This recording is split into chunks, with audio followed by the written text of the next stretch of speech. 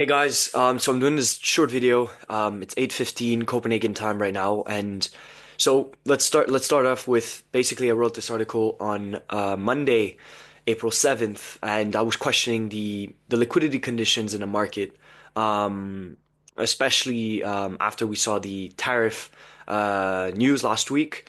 Basically a lot of signals are pointing that the treasury market and the funding markets are deteriorating pretty quickly. So feel free to go and read this one beforehand, and we'll basically have I'm just providing this here, and now I will share my screen for what's going on right now. Okay, so this is pretty crazy. Mentioned it in the group chat yesterday, but essentially, treasury yields are soaring higher very quickly, very aggressively. This is the 3-day change in the 30-year bond, and as you can see, it's one of the highest change in history, in the history of the bond market. Um, so what's behind this move? We'll first start with some other charts. So this is market liquidity. So it's a mix of central bank liquidity, so bond volatility, the US dollar, and some other stuff in here. Essentially, what we can see is that money is becoming incredibly scarce. So dollar funding, the amount of dollars, basically liquidity is becoming scarce, right? Um, if we look at this is the cross-currency basis swap, the euro Echelon SOFR. So essentially, what one has to pay to get US dollar funding in FX swaps, the rate of change is increasingly becoming negative, meaning basically you need to pay more to get dollars than before. Um, so that's pretty alarming. Of course, from a level perspective, we're still far from the levels we saw in July and all that. But from a rate of change perspective, if this continues, then the Fed might need to come in and do emergency FX swaps here, and because basically the basis trade or the cross-currency basis swap, if it's unidirectional, meaning everybody's seeking one currency, then there's a supply-demand mismatch. Um, Now, if we're looking at the SOFR 3-year swap spread, this is just the SOFR swap over Treasury spread. We can see that it's also turning negative, and it's pretty decelerating aggressively here. Um, so these are corners of the financial markets. Um, I'm also going to go to this chart, which is super interesting. Um, so the whole concept, right, is people have been saying on X that, well, maybe yields are rising because inflation expectation or the concern for inflation with these tariffs and these retaliatory tariffs and trade war between China and the US might be pushing inflation higher. Well, if you look at, inflation so 5-year inflation swap. So basically like what inflation will be 5-year from 5-year today, which is sort of like the long-term expectation of inflation. It's actually really heading down. So the market isn't concerned about inflation anymore. What's concerning here is the term premium. Term premium has been rising. And so term premium really reflects sort of like the demand supply dynamics within the bond market. Usually it soars when the treasury market is screaming, hey guys, like essentially we're not able to absorb new issuance. And so what we saw this week is the 3-year note sales or the auction, and we have today the 10-year auction, and I believe we also have the 30-year this week. Um, and so what's basically term premium rising basically means that new issuance and new supply of bonds, of US bonds, aren't getting bought by anyone, right? And this is the stark reality. I mean, we're living in the end of I would say, the world as we know it. Um, and China's for the first time in a long time is sort of like, you know, basically doing eye for eye, teeth for teeth with the US and saying, hey, we can challenge you here for world order. and they've been very, very aggressive in their retaliatory measures, and it doesn't look like they're going to commit to anything or negotiations. So basically, if one would think that, well, the world is pissed off at the US, so essentially no one wants to buy these US treasuries, but also Trump with these, these measures is basically losing the trust in the very like financial system. Then term premium is rising because nobody wants to buy these bonds, right? And you can see here basically the one issued here, 3.7 versus the high yield of 3.78. It just shows that basically, uh, the Treasury had to conceive higher yields to even to get absorbed, right? To get these Treasury issuance absorbed. You can also see that the direct accepted is super low.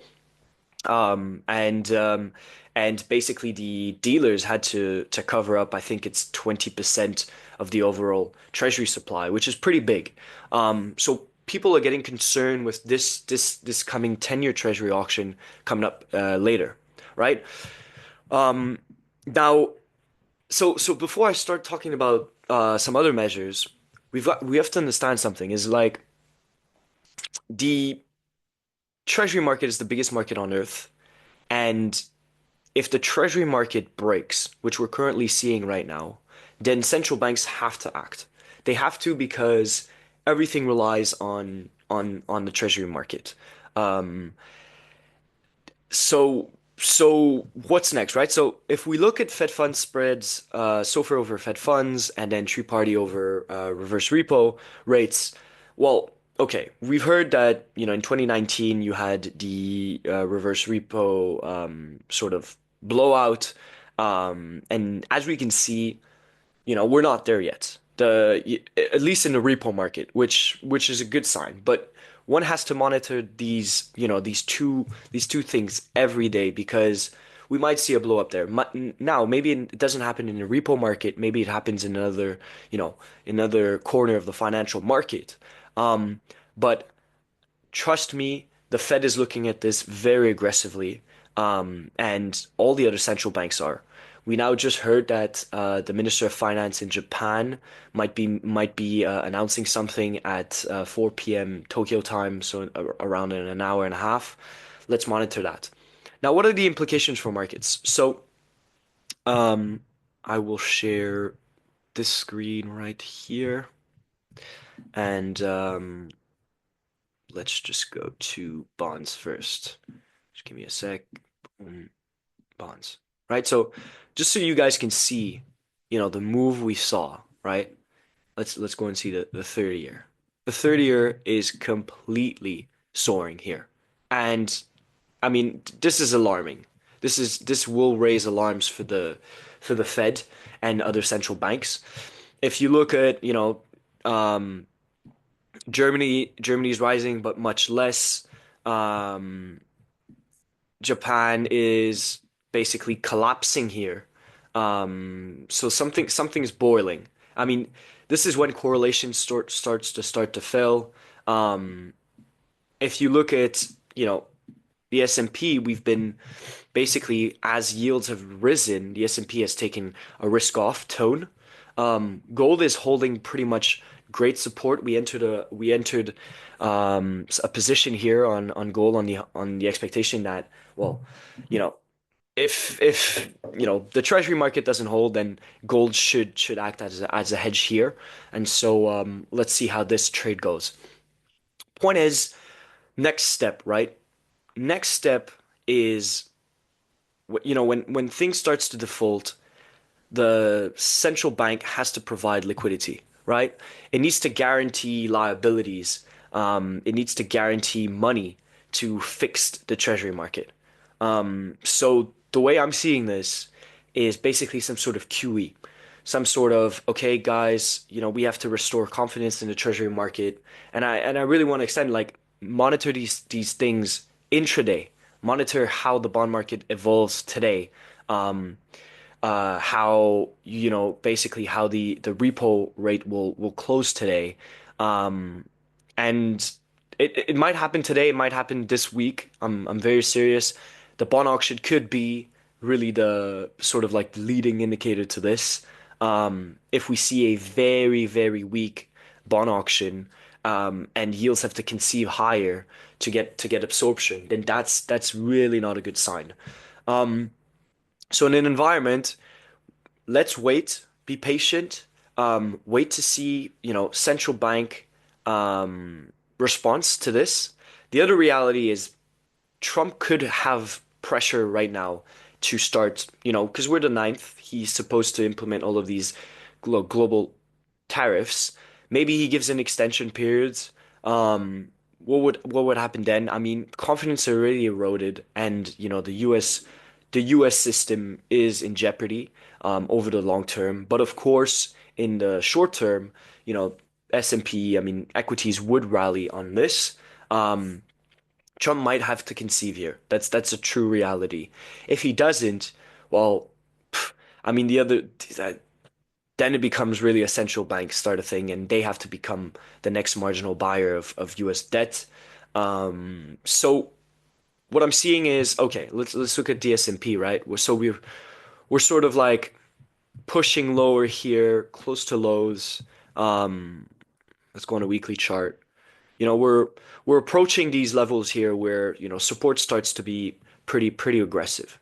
So again, have some cash here, be ready to deploy that cash into the equity market if we get some sort of central bank response. Again, uh, you know, the DAX is looking good. I like it fiscally. Technically speaking, it's also good. But just wait for the confirmations. Now, looking at gold, gold will benefit in both regimes, right? If we don't get anything, gold will be supported as a hedge. And the other way around, if liquidity becomes ample, then gold will rally. What's interesting is, if we look at Bitcoin, Bitcoin has been recently in the last 24 hours trading similarly to gold. As you can see, we sort of break out here. Um, and so maybe, just maybe, people are saying, well, look, I need to hedge myself against the risk that Treasury markets blows up. What do I buy?